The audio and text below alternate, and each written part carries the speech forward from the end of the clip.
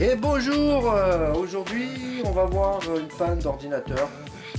Apparemment il ne démarre plus du tout. Donc je soupçonne que c'est la lime, l'alimentation. Donc c'est un PC compact, rien de bien transcendant. Modèle CQ5008. Voilà, sur Windows Vista. Oh putain, il doit y avoir quelques années. Maintenant n'est plus pris en charge par Microsoft sur les mises à jour sécurité système et tout le train-toin. Donc mon collègue ne m'a pas envoyé le câble à lime, donc j'ai réussi à en trouver un. Donc je vais le brancher et on va voir ça tout de suite.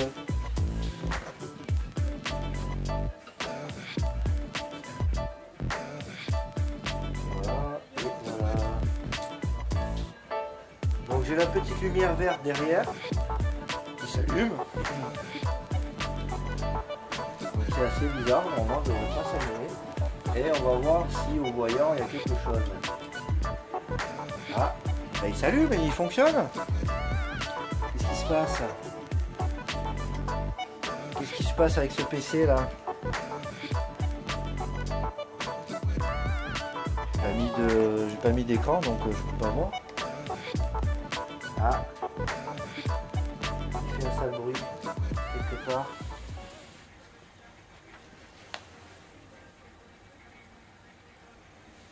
C'est l'alimentation qui fait du bruit. Je sais pas si vous entendez. Donc le ventilo tourne pourtant.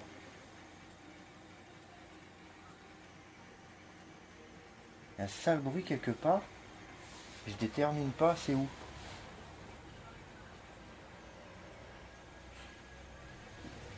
Les deux ventilos fonctionnent.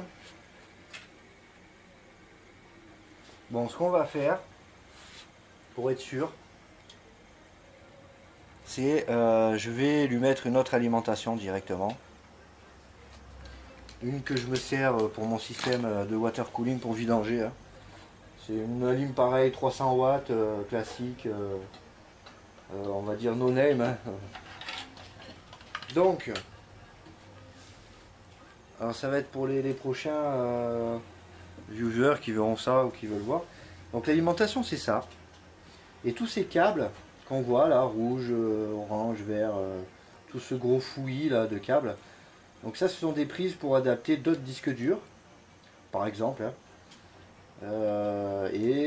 C'est tous ces fils qui vont alimenter les éléments qu'ont besoin pour faire tourner un ordinateur tout simplement.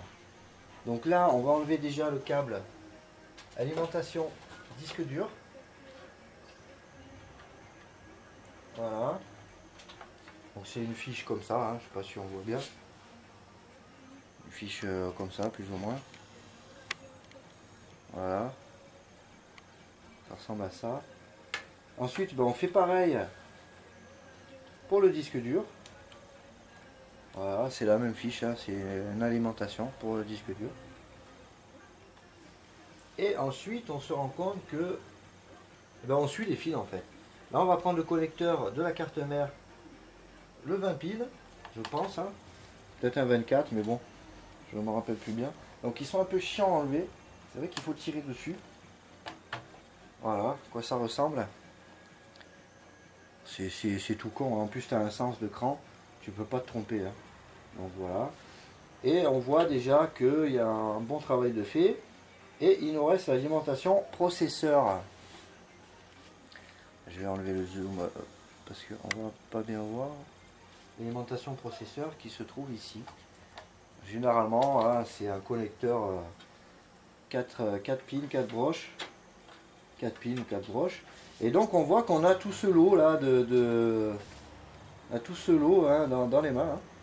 Donc plus rien n'est alimenté. À part la pile, ça c'est une pile, la pile système qui garde tout en mémoire au cas où il y a une coupure de courant. Voilà, tout simplement. Donc, Une fois qu'on a fait ça, on tourne la tour et on se rend compte que l'alimentation est vissée sur le boîtier. Voilà, donc 1, 2, 3, 4. 4 vis. Donc on prend un tournevis, hein, avec le bon embout, s'il te plaît. Ah putain, c'est des trucs à étoiles. Ah, c'est des trucs à étoiles. Non, faut un gros tournevis. Ah, c'est bizarre, c'est pas souvent que je vois des vis à étoiles sur des alimentations. C'est même pas étoile, c'est un format. Ah si, étoile, ouais. Étoile. Assez bizarre, hein. Je sais pas si on voit bien là. S'il focus ou pas. Bon, enfin bref. Donc ben, on perd pas les vis, on les met à un endroit qu'on puisse les retrouver. Et on continue le bordel. Donc on dévisse toujours dans le sens contraire des aiguilles d'une montre.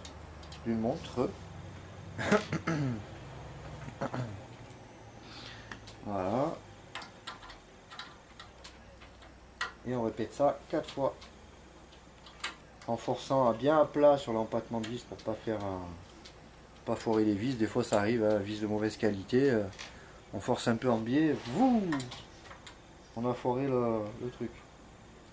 Donc on tient la ligne quand même de l'intérieur. Sinon, ben, avec la traction terrestre, elle va se retrouver en bas du PC et on aura éclaté la moitié des composants. Logiquement, il faudrait le faire à plat. Hein. Voilà, là, pour la vidéo, je le fais debout parce que c'est galère de mettre à plat. J'ai pas d'angle de caméra en visuel. Enfin, vous avez compris. Quoi. Donc, quoi que si je me mets comme ça, voilà. Le temps d'enlever la dernière vis et de pas tout éclater. Donc, maintenant, une fois qu'on l'a enlevé, je vais mettre. Voilà. On prend un peu par les câbles. On fait gaffe qu'il n'y ait pas de câbles qui tiennent. Et il y a encore une sécurité au fond, une petite bague qu'il faut appuyer et puis voilà. Vidéo.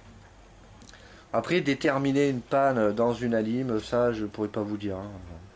C'est rien que ce boîtier là, c'est un monde assez complexe. Surtout quand il fait un cric assez bizarre. Hein. Je sais pas si vous l'avez entendu en début de vidéo. Heureusement que j'en ai quelques-unes parce que je bricole un petit peu dans ce domaine là. Sinon on serait vite embêté. Donc c'est le même empattement. Hein, donc bête et méchant. Je branche l'alimentation carte mère. Je branche l'alimentation CPU en évitant de faire un bordel avec les fils parce que c'est vrai que c'est galère.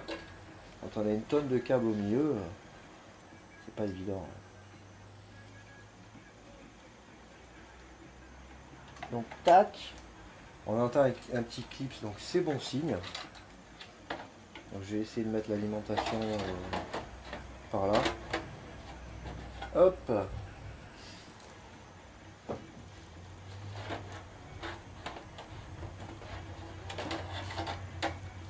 On va la mettre à l'endroit sur le système de ventilation.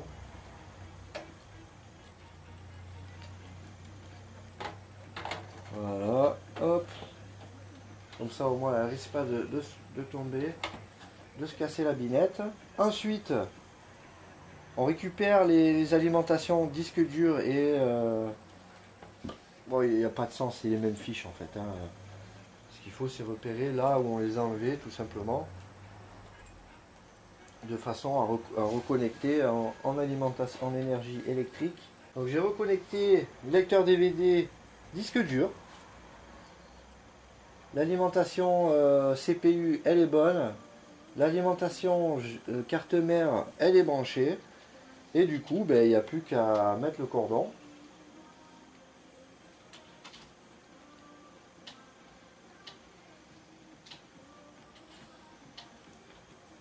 Enfin, le cordon ouais, général, quoi.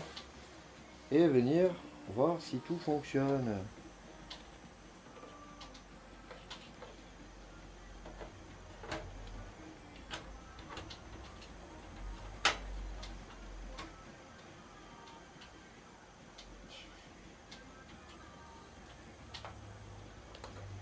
Donc on a la diode.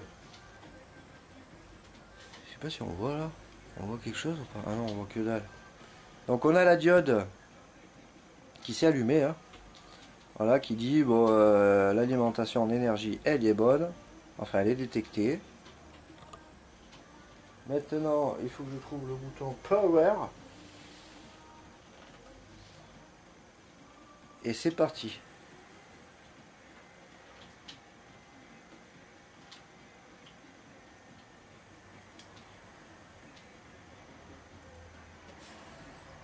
Donc pas de bruit bizarre.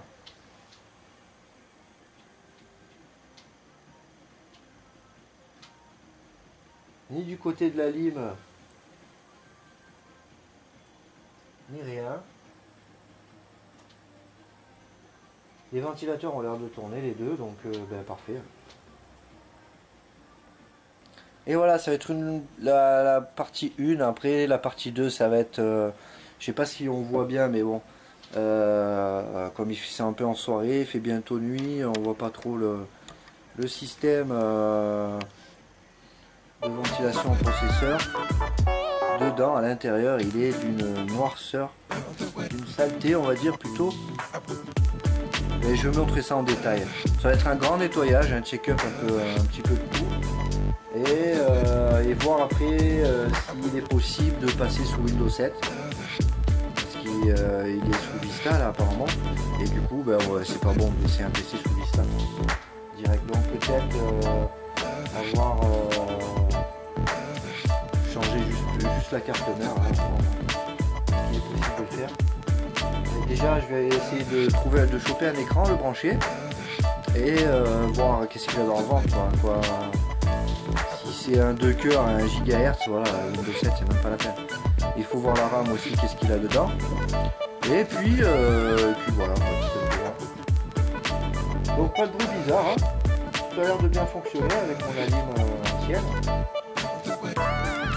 Et puis je vous reprends un peu plus tard au démontage et nettoyage des éléments plus ou moins importants.